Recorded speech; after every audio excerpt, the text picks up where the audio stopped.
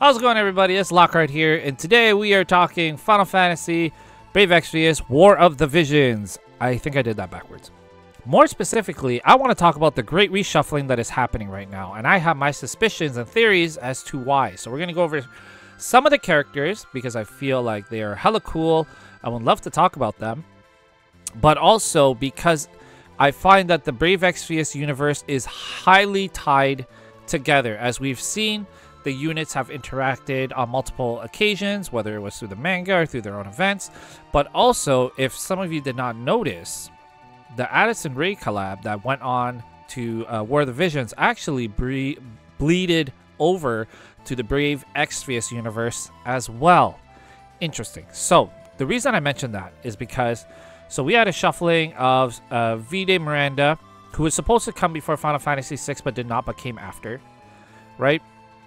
And it was very interesting for me to see that she was also a guaranteed 9-step for no reason at all. You know, I imagine that it's because they can give away, not give away, but guarantee a 70 cost very easily. It's a throwaway unit for them. It doesn't matter too much.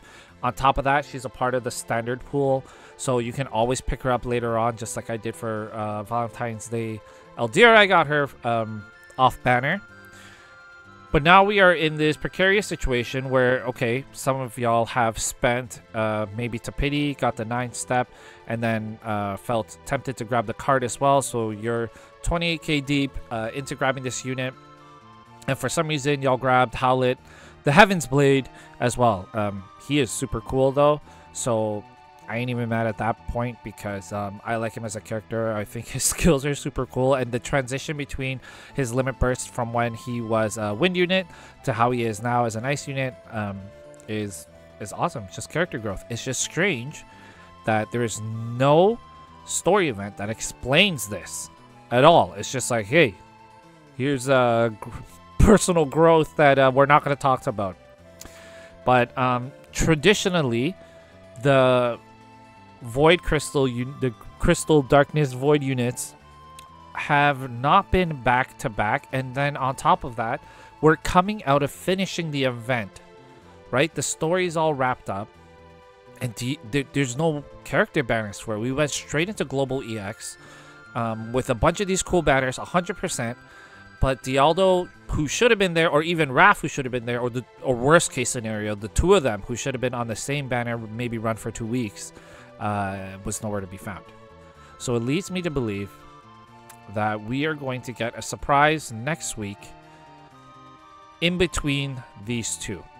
What I think will make sense, because they've kind of already showed us that they're willing to do it, is that they're going to toss in maybe somebody else with Dialdo and then do Raph after that. And so we have a 7-year anniversary with the Final Fantasy VII campaign, and they gave away actually quite a lot of gems to everybody.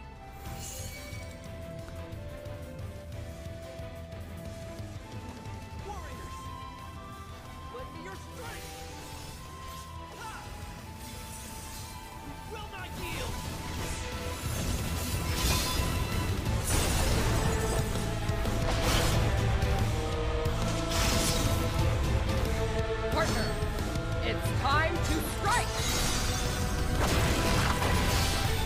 You're finished!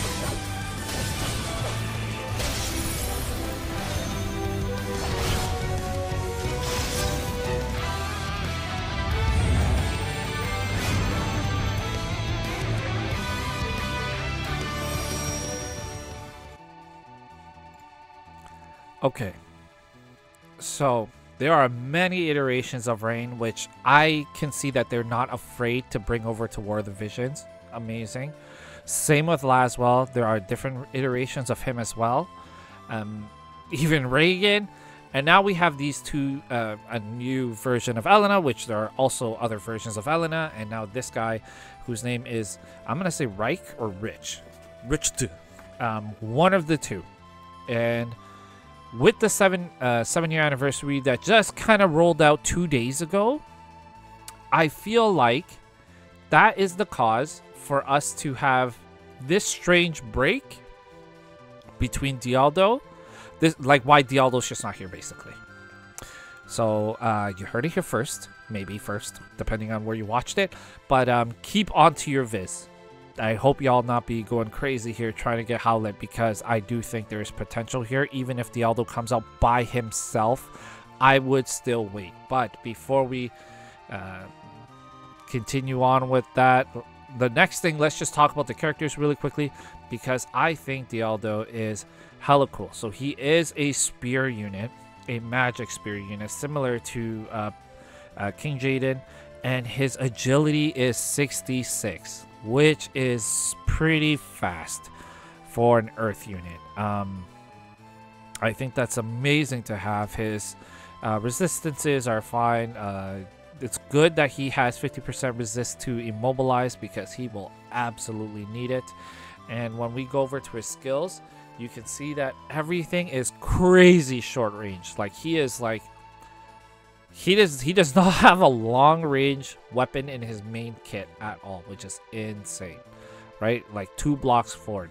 His support does give him a lot of defense. So like, if you decide to go with Guide of True Silence, you get 12 defense there. With his hate, single resist, which is great, because again, he's this frontline bruiser type. You pair it with pure black life, which is whatever it is. Move 1 plus more HP, amazing. And then there is this skill here, which is the upgraded version. Increase defense by 20 for 3 turns. Increase debuff effect weakening for 3 turns for self. Grant shell for 3 turns. Gain a counter skill Wall of Destruction for 3 turns. I mean, I think basically he just uses this skill and he runs up as close as he can to start attacking people. It's great to see that he does have some self-healing abilities, but he also has this amazing debuffing attack that just gets rid of everything in that, like, shotgun. It's like one of the shotgun skills from the double gunner, where it does like 2 skills side by side. And because he also comes with Kododama Wielder, he also has a 100% chance hit attack. And it's nice to see that he has Red Mage, which gives him Kira, because there aren't a lot of healers in Earth as well. Like, if we take a look at the Earth formation, so I would say, oops, sorry guys, I would say that I'm pretty well stacked for Earth when it comes to who I have. But really, like, my big healer is also one of my big damage dealers. And then the other people who are capable of healing can only either heal themselves or, like, heal on the side, right? So Kilfei has white mage, but, you know, not very good. He really only heals himself. And then same with Luel, not that great. And if I really need a healer, especially if I'm an arithmetician kind or red mage, it's like I'm really grasping for strings here. So I think Dialdo would not be bad to have in the repertoire. I kind of mentioned that previously too. He's a cool unit and somebody who is also magic and pierce unit. That means that he fits really well in an Earth PvP team, for me at least, with Mashery and Oberon. So the two of them together become very tanky. And now you have somebody who's of like a tank class who can deal with physical damage and really get up in there. He does have 20 magic resist as well, so it's it wouldn't be necessarily too bad to have. So if we go to, whoopsies, if we go here, then we can see that he has that magic resist. The only thing he's weak against is pierce, but you're gonna run earth into lightning most of the time anyway, and they don't really have any pierce units that you can deal with. They have striking, they have slash, of course, with cloud, and the bunny unit, and lightning, who also does missile damage, but he has some pretty good resistances there. 20 lightning innate, and then you can just build on top of that, on top of the fact that he also has 8 defense, etc. So it's a tough one for me, because I've said that I would not pull on units like these, because to a degree they are permanent units. These banners roll around more often than not, and his TMR also gives him 7 agility. I don't know if there's like a mechanic here that you really want to decrease your brave by as much as he does, but there it is. Like he does do that for whatever reason. So it's yeah, this one is a tough one for me. Raph, I think, might be an easier pass because, like, you know, Crystal Warrior, more magic, and she's 61 agility, which is fine if you want to use her for PvP chaining attacks, because she has the same thing that Flag Bearer Glassy does, which is extend elemental chain by 1 turn for targets. But she doesn't bring anything new other than this crazy big debuff attack. You know, 20 defense, 20 spirit, 30% attack, 30% magic in a big old diamond shape. So it's got some good range on it. Like in a PvP setting, that hits everybody most of the time. They're usually not that spread out. You cap on top, but it's only 165% damage, reflectable, etc. And the AP cost is huge, 37, which is massive. And the rest of her skills are kind of like, it's all right. Like Scholar, Spellblade, nothing that increases multi-hit. Like, I mean, you can use one of the Halloween cards perhaps to capitalize, because she is a mace unit. But even her TMR is kind of just whatever. Increase max HP, restore whatever, and then increase jump.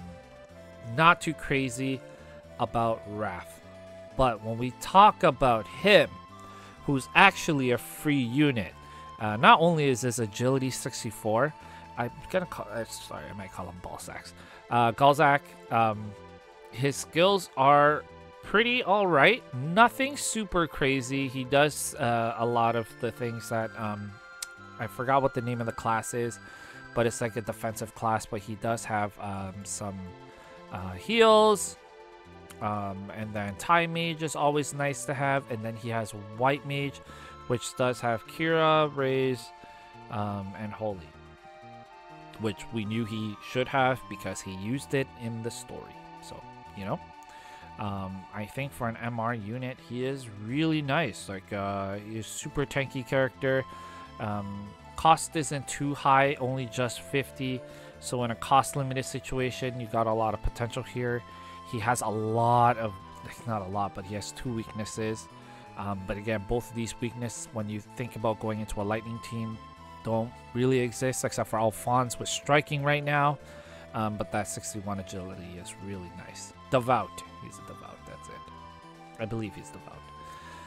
So, again, going back to the Great Reshuffle, I think something's going to happen here to be in line with the FFBE, because they're going through their 7th year anniversary.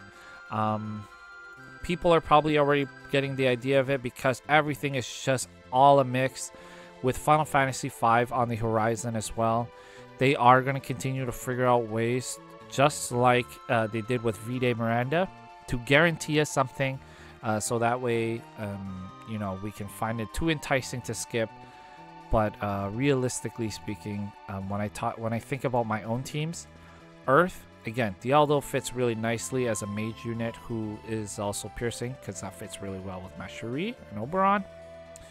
But Raph, I mean, I already have my cost 70. When it comes to cost 100, Dark Frina, Dark Helena, like, I mean, yeah, Dark Helena is probably getting a little outdated, but Dark Frina still does good work. I still have my Sephiroth. I have her as my healer, which Raph is not anyway. And as much as she can debuff, I mean, I'm sure I will live without it. And then even with Galzac, it'd be super cool to have him in an MR team, which I'm already done all the MR quests, but I don't mind having him for cost limited, because then I could probably pair him with somebody like, yeah, I'm not sure yet. I'll figure it out. But that's kind of it. You heard it here, folks. Something is amiss. Something's coming, and hopefully it'll be good. And we'll see in probably next week when we figure out whether Dialdo is coming or not. And if he does, then it'll probably be the week after that, in which case, if they don't hint at news when Dialdo arrives, then I may consider pulling for him. If they do hint at something, maybe some sort of event or whatever it is on like a live stream, whatever, then I will most definitely wait just to see how that pairs up. The worst case scenario is that they're just going to toss out Dialdo, Raph, all in one banner for a week, and then most definitely something is happening after that. But let me know what y'all think. You know, am I crazy? Is this just all a conspiracy theory? Is this just Gumi being confused and forgetting what they did in JP? I don't know. You know, because just seems too good to be true to be releasing V-Day Miranda with a quick pity like that. Only to not bring Dialdo the same time the story closes. It just doesn't make any sense, you know? And then Howlett has no story whatsoever. I don't know if he ever did, but I feel like you can't just release like 100 cost unit like that without making sense of it, because like, you know, they do follow with lore mostly. Like a lot of these characters who are mainline story have some sort of tale behind it. Even with like the power cup here, like, you know, they're supposed to get married, so I guess they get married at some point, like officially, and then therefore they are like that. So if you watch it till this point, please like and subscribe. You know, drop off some feedback in the comments. Share with anybody who feels like you feel the same way as me, but need somebody to back you up on what's about to happen. And if I make it to 1K subs or 100K views total, I would love to do a raffle for some gunpla back there. Won't be one of mine, but it'll be you know, one that you'll have for yourself, and I'll figure it out whatever I can get my hands on, because that milestone would be amazing to hit. So thank you so much. Y'all rock, and catch you later.